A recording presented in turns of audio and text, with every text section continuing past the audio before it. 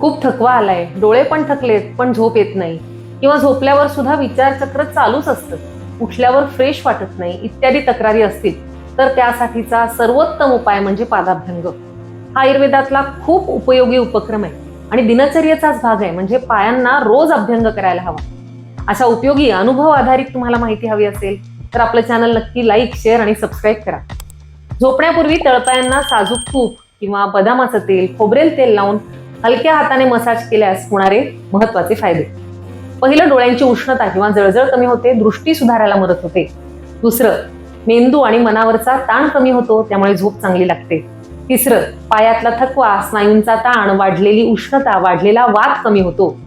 चौथं, वातदोष कमी झाल्यामुळे पायांमधला कोरडेपणा किंवा पाय दुखण्याची तक्रार, पायांचे सांधे दुखण्याची तक्रार कमी होते.